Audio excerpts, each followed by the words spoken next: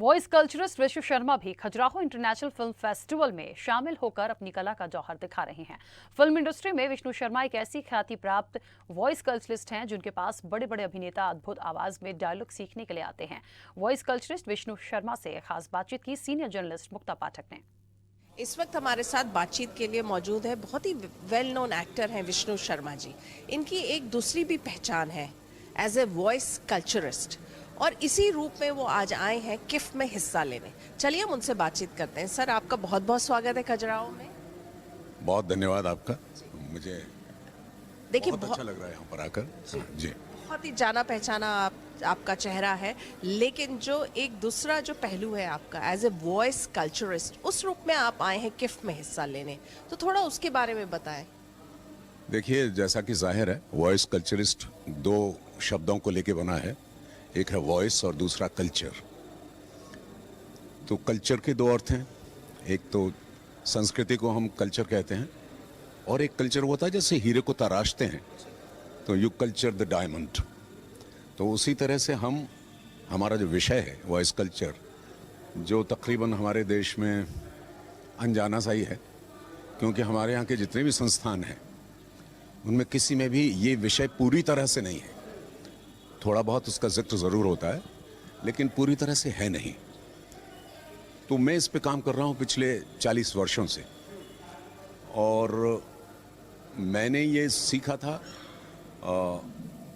Richard शेकनर से, जो हिंदुस्तान आए थे, और उनके साथ था मैं। तो मैंने कोई इसमें डिग्री या कोई डिप्लोमा हासिल नहीं किया है।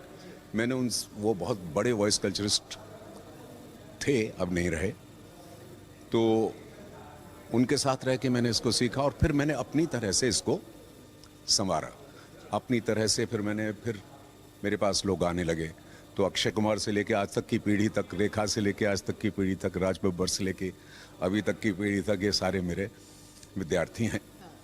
और अच्छा लगता है मुझे कि कम से कम वॉइस कल्चर का यहाँ पे मतलब ये समझते हैं कि अगर किसी को ज़बान सिखानी है, भाषा का ज्ञान देना है, तो उसका उच्चारण या तलफ़्फ़ुज़ ठीक हो जाए उतना काफ़ी है।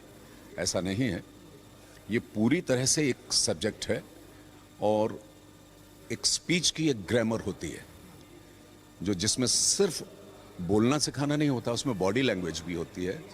उसमें कैसे किसी से बात करना है, और कैसे किसी को किस समय पर कैसे बात करना है। हर बात का समय होता है। आप कहीं संगीत के कार्यक्रम में जाके मैथमेटिक्स की बात करेंगे तो अजूबा लगेगा। तो इसके लिए बड़ा ज़रूरी है कि आप ये तैयारी करें कि हम किसी भी विषय पर बोल सकते हैं, और बोल सकते हैं तो कैसा बोल सकते हैं कि लोग आपको सुने। तो बहुत सारी चीज़ें हैं जो बहुत सारे लोगों से सीखी जा सकती हैं, जैसे स्वर्गीय पंडित अटल बिहारी वाजपेयी। मैंने उनसे सीखा कि पॉज लेकर सोचकर आगे बोलना क्या होता है।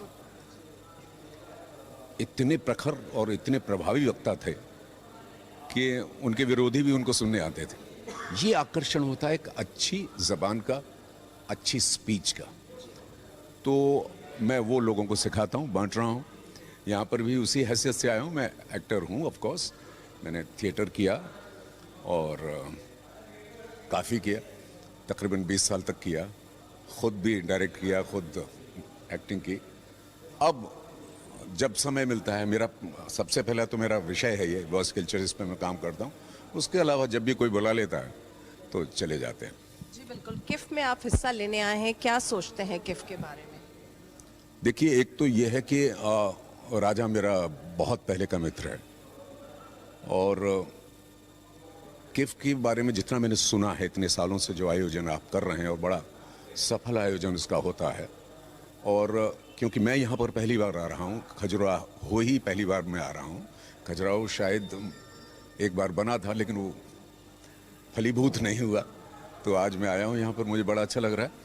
और जहाँ तक किफ की बात है, इसमें जिस तरह की विविधता इन लोगों ने लाई है, वो बहुत अच्छी चीज़ है। ज़्यादातर आयोजन होते हैं कि किसी एक विषय पर, किसी एक उत्सव पर, या किसी ऐसे व्यक्ति को लेकर।